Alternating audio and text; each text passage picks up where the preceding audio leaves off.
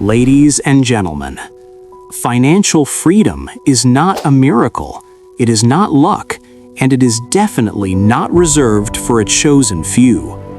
Financial freedom is a decision, followed by discipline. And today, I'm going to show you exactly how it works. Because the truth is simple. Most people are not broke because they don't have opportunities. They are broke because they don't follow principles. Let me share with you the principles that separate the financially free from the financially frustrated. Listen carefully, because one of these might change your life forever. Principle 1. Take full responsibility. The moment you stop blaming the economy, your parents, your country, or your past, power returns to your hands. As long as you believe something outside you is responsible for your financial situation, you will always feel powerless. But the moment you say, "This is my life, my responsibility," everything changes. Because now, you are in control. Your money will never change until you change. Principle 2. Spend less than you earn. This sounds simple, but it's rare. Very rare. You can earn a lot of money and still be completely broke. Why? Because income does not create wealth. Discipline does. Wealth begins the day your lifestyle stops competing with your income. Stop trying to look rich. Start building wealth. Because the truth is, people who look rich often are not, and people who are truly wealthy don't need to prove it. Principle 3. Pay yourself first.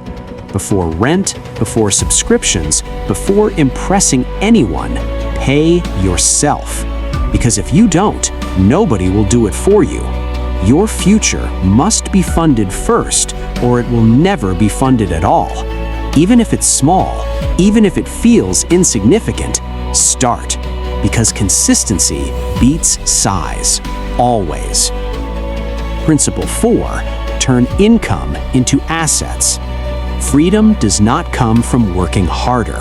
It comes from owning more. Assets are things that put money into your pocket. Investments, businesses, skills that generate income. Assets work while you sleep. Expenses work while you suffer. The more assets you own, the less you depend on effort. And that is freedom. Principle 5. Avoid bad debt like a disease. Not all debt is bad, but most people use debt the wrong way. Debt that builds skills or assets can help you rise, but debt that feeds ego will bury you quietly. Buying things you cannot afford to impress people who don't care is a trap. Interest is either your servant or your master. Choose wisely. Principle 6. Increase your financial intelligence. Money flows to those who understand it.